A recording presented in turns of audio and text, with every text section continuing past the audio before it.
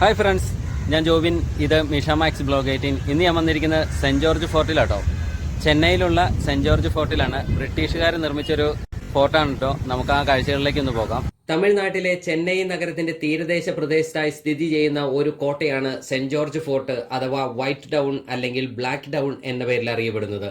ബ്രിട്ടീഷുകാർ ആദ്യമായി ഇന്ത്യയിൽ നിർമ്മിച്ച ഒരു കോട്ടയായിരുന്നു ഇത്.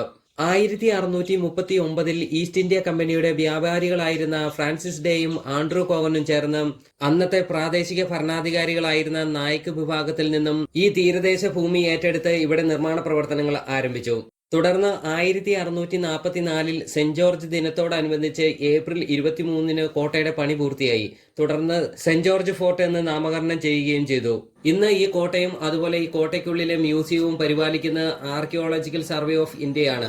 കൊളോണിയൽ കാലഘട്ടം മുതലുള്ള ഇംഗ്ലണ്ട്, സ്കോട്ട്ലാൻഡ്, ഫ്രാൻസ്, ഇന്ത്യ എന്നിവിടങ്ങളിൽ നിന്നുള്ള ആയുധങ്ങൾ, നാണയങ്ങൾ, മെഡലുകൾ, യൂണിഫോമുകൾ, മറ്റു പുരാവസ്തുക്കൾ എന്നിവയെല്ലാം ഈ മ്യൂസിയത്തിൽ പ്രദർശിപ്പിച്ചിട്ടുണ്ട്.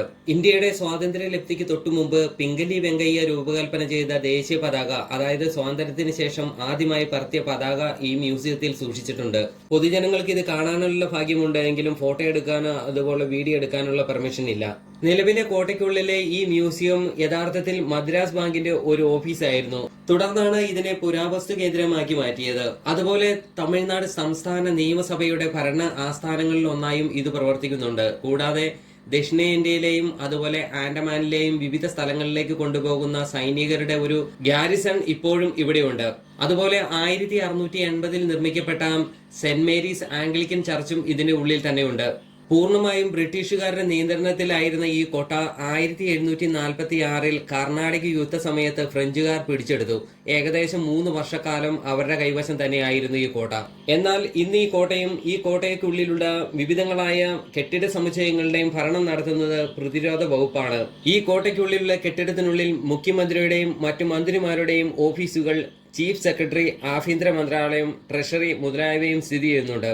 2010 മാർച്ച് വരെ തമിഴ്നാട് സർക്കാരിന്റെ ഭരണനിർവഹണ കെട്ടിടങ്ങൾ ഫോർട്ട് സെന്റ് ജോർജിലായിരുന്നു സ്ഥിതി ചെയ്തിരുന്നത്. അന്ന് തമിഴ്നാട് നിയമസഭയും വിവിധ സർക്കാർ വകുപ്പുകളുടെ ആസ്ഥാനങ്ങളെല്ലാം ഇവിടെ തന്നെയായിരുന്നു.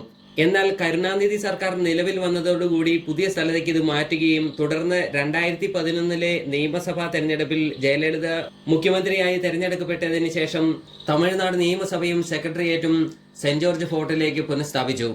അതുപോലെ കോട്ടയ്ക്ക് മുന്നിലായി കാണപ്പെടുന്ന കൊടിമരം രാജ്യത്തെ ഏറ്റവും ഉയരം കൂടിയ ഒന്നാണ്. തേക്കുമരം കൊണ്ട് നിർമ്മിച്ചതാണ് ഇത്. ഏകദേശം 46 മീറ്റർ, അതായത് 150 അടി ഉയരമുണ്ട് ഇതിന്. അതുപോലെ നിങ്ങൾക്ക് എന്റെ വീഡിയോ ഇഷ്ടപ്പെട്ടിട്ടുണ്ടെങ്കിൽ സപ്പോർട്ട് ചെയ്യാൻ മറക്കണ്ട. അപ്പം മറ്റൊരു വീഡിയോയുമായി കാണുന്നോടം വരെ ബൈ ബൈ.